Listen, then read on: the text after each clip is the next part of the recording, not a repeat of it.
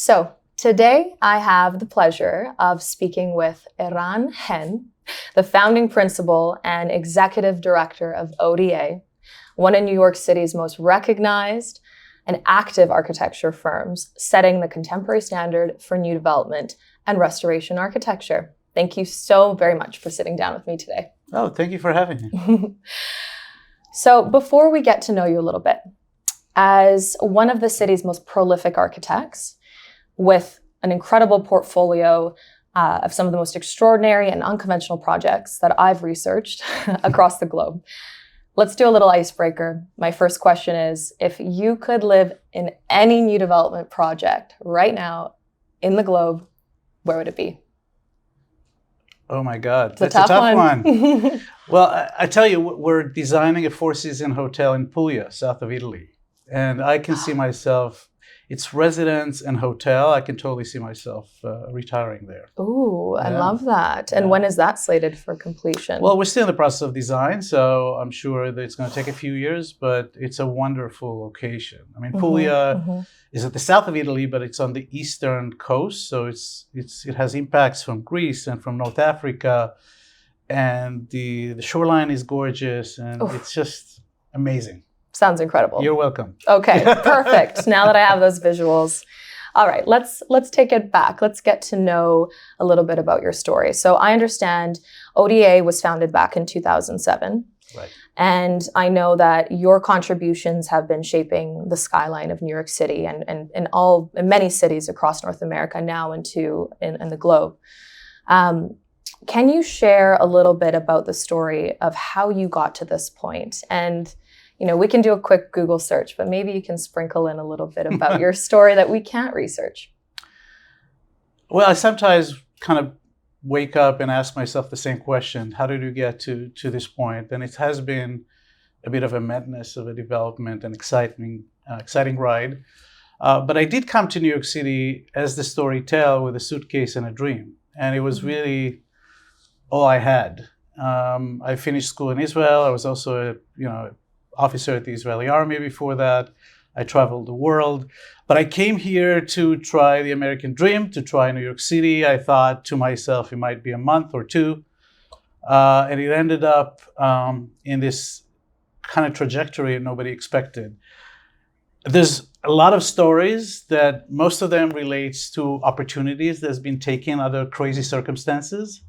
For example, the fact that we started the company just at the beginning of the recession, 2007, 2008. And so we started with a large project, but immediately we got to a point we had no work at all.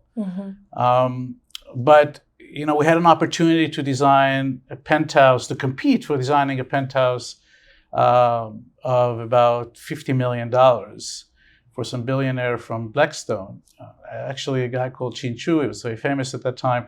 And randomly he came to us after interviewing many architects, and he said, I'll give you a week to design my penthouse, and if I like it, you're hired for the job. So random opportunities, of course, we did design it and we won the competition, and that took us through the recession. But random opportunities like this have been kind of grasped, and one thing led to another. Our first project, for example, after the recession, where we really had not much work at all, I met Ofer Yardeni, who is the owner of Stonehenge, a real big housing kind of chain in New York City. And he said to me, I heard a few things about you. You're a creative guy. I have this project on 6th Avenue and 23rd Street. It's a fairly large project. Do you have the capacity to handle it? And at that point, because of the recession, there were only 5 of us. Wow. So we shrunk from like 23 to 5.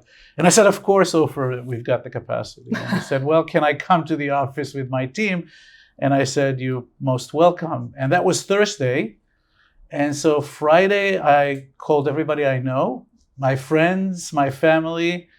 And on Monday, 23 people came to the office pretending that they're working on our computers, although they were just friends. I love that. And when he came in, he was like, he saw a very active and vibrant office, and he gave us a job. So these are the kind of stories that in the beginning kind of brought us to some sustainable, consistent work. And through the years, it grew organically. I was going to say, was it like one pivotal moment that kind of launched you? But it has to be a culmination of different various experiences and moments, right? Right. I mean, I can think of many dots along the line. Each one seemed random at the time that kind of tailor that line of trajectory. For example, we've been commissioned to design 15 Union Square West. It's a building in Union Square. Many people recognize it as sort of a black glass. It used to be the first Tiffany building in New York. So it's an historical structure that we've repurposed, recladded, and added, FAR at the top to create this kind of village, vertical village in the sky. And when we did this, I didn't know that the trajectory in many ways of our company in urban environment is kind of relying on the past and the foundation of the past story of every city,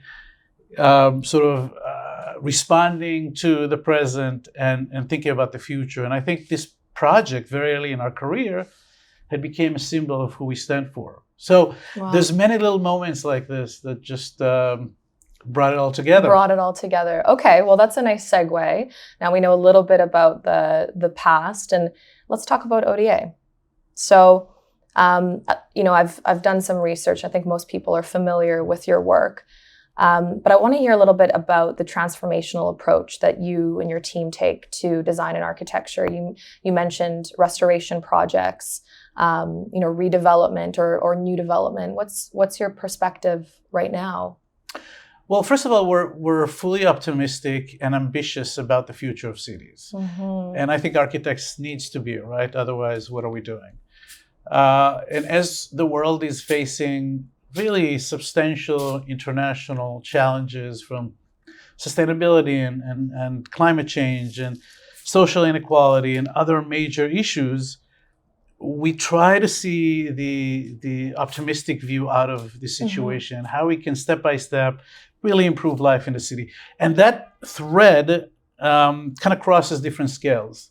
We can do it through a very small, modest building where we, for example, in the beginning, wanted to expand the experience of living. So we created these kind of rich, expensive terraces, even on small, modest buildings, which was not common at the time in New York City. We expanded and pushed people up by creating cantilevered building. And then we expand these ideas through designing bigger buildings or city blocks and now even master plans. And it's all, I think, in the effort to really expand the human experience in an increasingly densified city and to do it across the board for all people. And I imagine you have to become quite the expert in building codes and the zoning bylaws and really kind of optimize and move with what you've been given, but find innovative solutions around that, right? That's always true. And it's the tools that we have as architects in order to be creative and innovative. If you don't have those tools, you might as well, build the generic zoning book. I've been criticized in the past, but we've been very proud of the fact that unlike other maybe design architects who come to New York and they rely on architect of record, even in buildings across the world that we're building, we're really meticulous about understanding the local codes and the local zonings and the governance, because these are the elements you have to be innovative and creative in order to achieve something different. Is there a standout project you can think of where you've had to be really creative in the past? Oh, I mean, we're really creative on many fronts, but there's something that I think for New Yorkers, they would recognize. When we designed 15 Renwick Street down in Hudson Square, it's actually west of Soho, we realized that on a typical New York City zoning envelope, there's what's called the street wall, where you build at the street, and the setback line. And that kind of explained most of the buildings in New York City. You've got the setback, or what we call the wedding cake, right? But we did realize that in the zoning, there's an option to bring some of that setback back forward in what's called a dormer rule. Okay. And the dormer rule kind of builds a triangular area that allows you to kind of stay at the front. which explains, again, many buildings that we've seen with the stepping dormers. But we didn't like it, and we wanted to distribute that area across the entire facade. And so we've taken kind of the interpretation of the zoning code to place those along the different spaces in the building, which created a new typology that we call the flying dormer. Oh. And that was clearly challenged by the Department of Building. But since I knew the zoning very, very well, when I met with the commissioners, I actually convinced him that this is totally appropriate. And since then, the flying dormer became a language that I see a lot of architects use across the city. So that's a good example of how you kind of find the fine lines. And again, the purpose was not to create a more beautiful building necessarily, but to increase the outdoor spaces for people, to create a more unique homes within the kind of the upper setbacks. So truly more livable spaces. More livable and more quality, right. Wow, you've branded your own industry term. Exactly, flying dormers invented by ODA. Okay, so you've mentioned a project that's on the drawing board right now. Any others that we can have a sneak peek on, something that's being designed?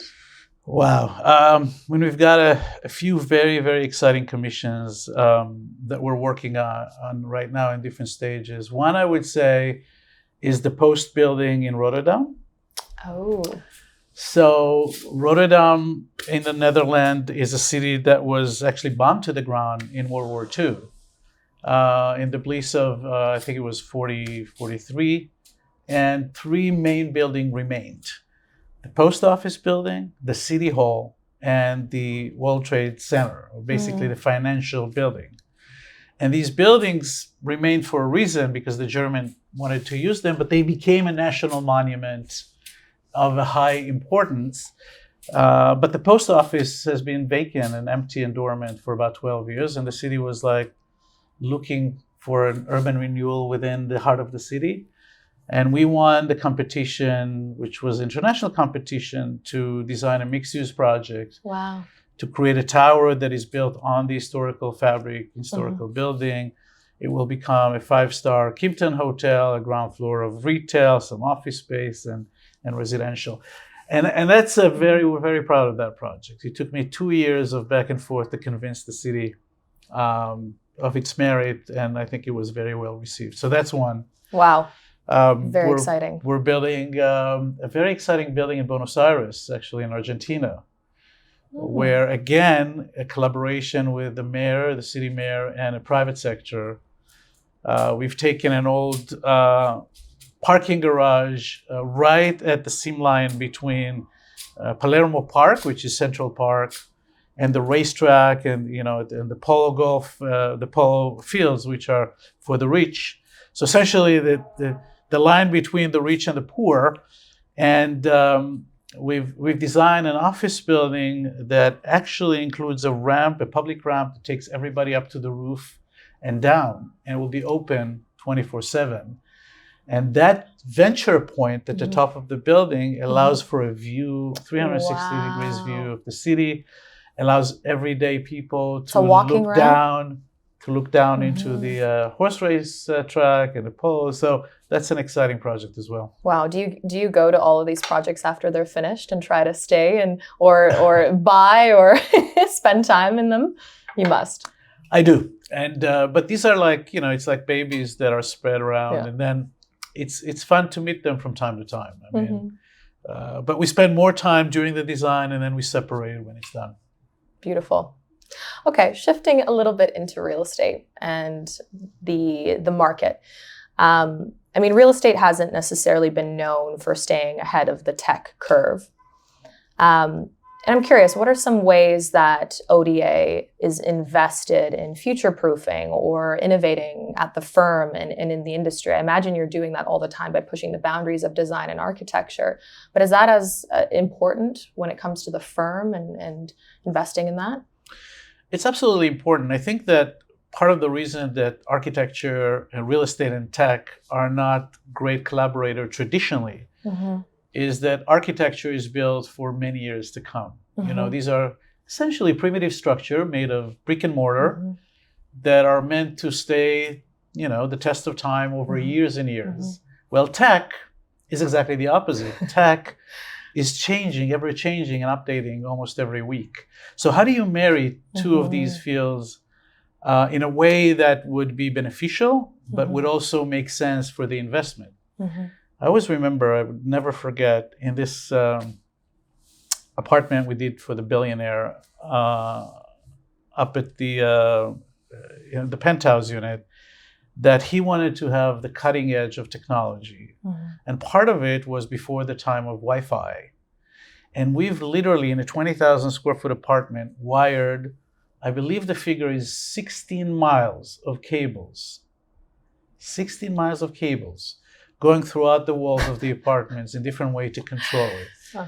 All of them clearly became absolutely not necessary in the days of Wi-Fi. So that was a lesson learned, because the cost, the coordination, the efforts to put all this infrastructure in the wall, at some point did not make sense. So how do you do that? Right. And we're constantly in that research. The one thing that I've became a big fan of is buildings, apps that help not only manage the building, but connect between people. And so the new form of a community within building, tailored in an application that is for the building itself, to not only help connect between people or tell about schedule within the building, but also allow for people to interchange talents or services. And most importantly, it helps you keep the building sustainable. And I think this is where the cutting edge, this is where the new step of technology is going to come to play. We're all trying to design sustainable buildings. But as you know, the building will become sustainable only if it's used in the right way over time. We can put whatever information in the charts. Eventually, it's up to the people who use the building to use it right. I think what we need to do is develop technology that would consistently communicate with the collective in the building as well as individual, as it relates to their behavior impact on the sustainability of the building. Not in a negative way, but in a suggestive way. For example, if you leave the window open when it doesn't need to, or things that inform you of the temperature change during the day and how you should react and how the building reacts with you. Start thinking of building as these smart machines that work consistently in collaborations with people on a real-time basis to make sure the building is kept in a sustainable manner. And then figuring out the technology that won't become outdated, right? So, building that application, that communication kind of platform, and hopefully not ripping it out like the miles of Wi-Fi core or hard wired code. Yeah. Well, I think that now it becomes easier with Wi-Fi because the technology or the app or the software can change and update consistently. It's the hardware and the infrastructure that we need to think about. Another example, I think, is we're doing a very unique project now in the middle of New York that I can't really mention exactly what it is. But I would say that part of the experience in the building is overlapping the real world with the virtual world. And we know that virtual world is becoming part of our life in gaming. Yes. In our time within screens.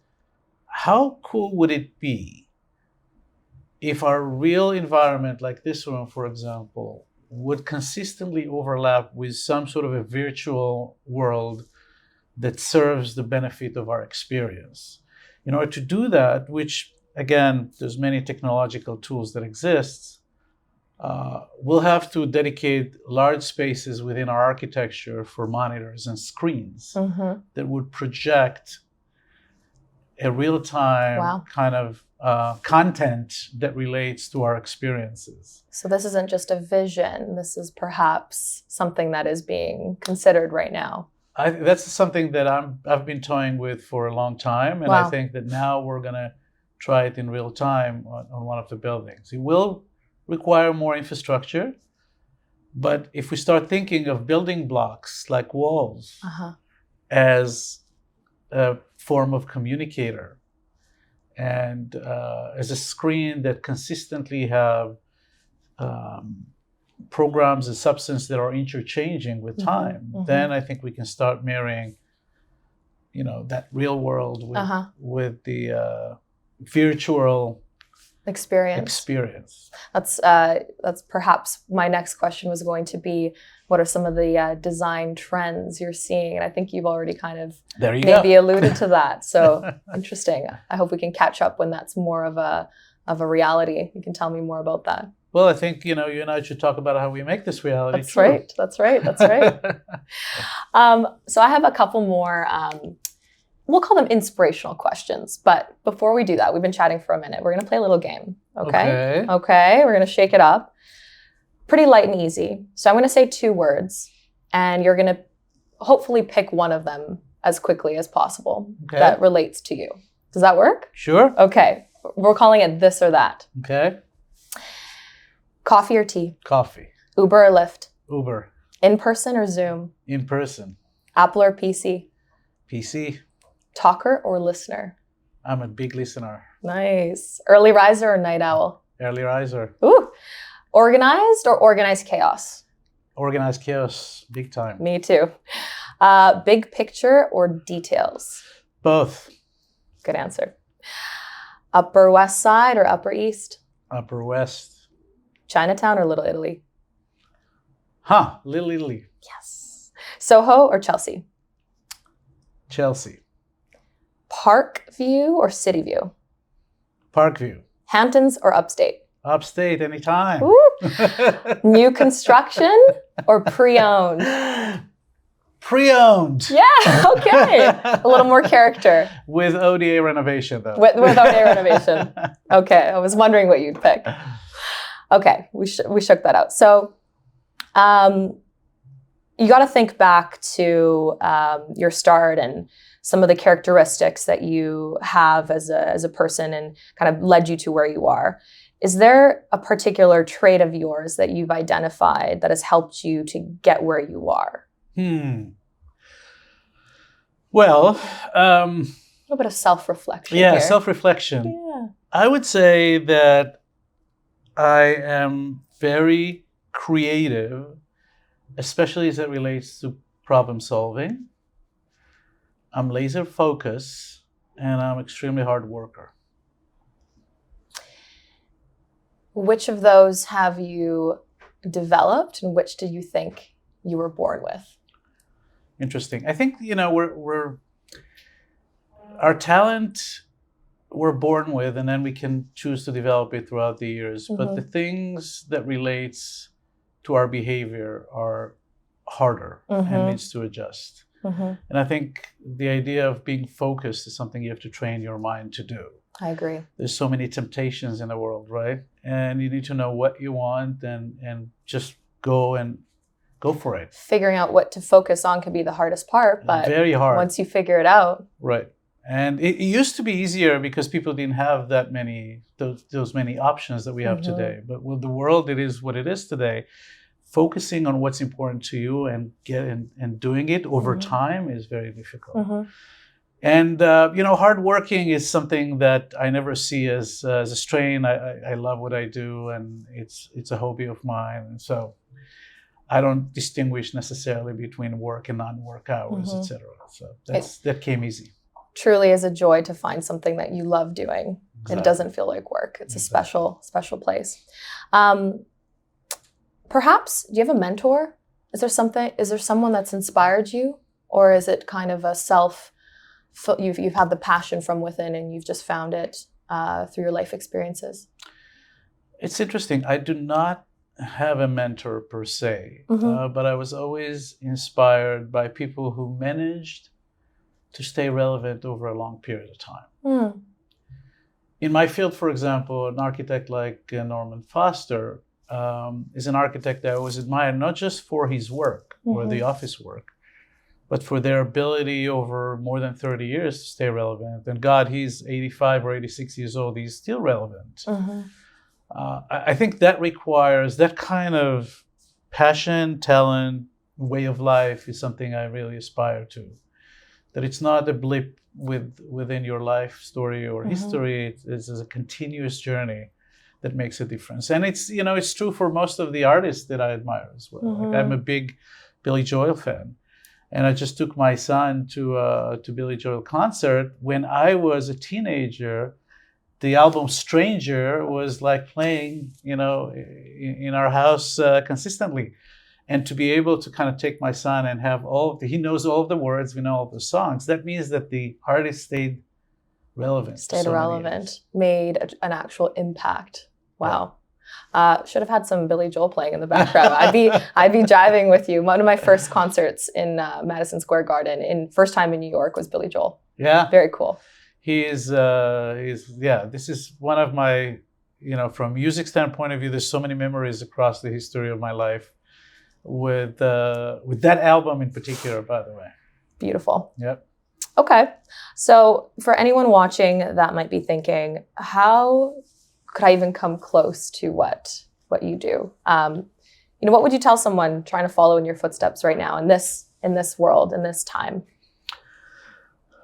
As a matter of advice, I've often asked that question. I would say for people who start in any industry, but especially in my industry, say yes. Say yes. Mm-hmm. Say yes to opportunities. And I'm always amazed when I meet with young individuals who are starting up of how many excuses there are to say no. And we don't even notice that. Why didn't you take on this project? Well, it's too small. It's beneath me. Or it's too big. It's too complicated. I don't like the clients. There's no budget. There's too much. There's not enough. We consistently kind of find ourselves saying no to opportunities along our way because we think they're not the right ones. Where I think the opportunity is not what's important. It's what you do with it, that makes a difference. And so even if you think that the job or, opportunities, it's not as exciting as you want it to be, you make it exciting. All about perspective. You take those opportunities, you make them better. You choose and you demonstrate you can do something that is different. And I think that would lead to other things and other things. So just, being mindful. And I say that to students that I teach and many young people.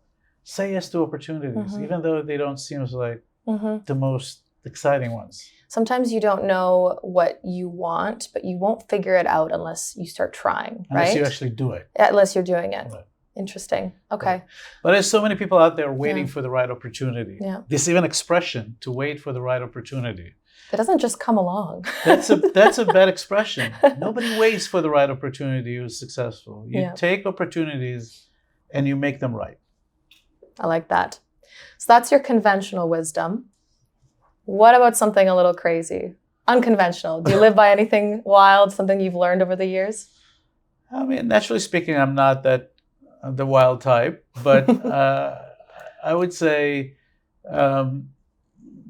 just if you believe in yourself and you're talented, you have to learn to trust your gut, even though the surrounding might say differently. And I've been an immigrant for 25 years in the U.S. I was born in Israel. I have the Israeli blood in me, and I think sometimes I have to catch myself and say, "Is that the right approach to things?" Because that's not the conventional wisdom. And with the age and the years, I learned to trust my instinct, and that led to some crazy decisions. But in most cases, they prove to be the right ones. Love that. Thank you so much for sitting down with us. Oh, thank you so much for having me. It was a pleasure. It was such a pleasure. That was the end of my questions. But if there's anything you want to share that's timely coming up in the company or any projects, you're welcome to share now, or we can end it. We can end it. Beautiful. It was great. Okay. Thank you. Thank you so much. All right. Thank you.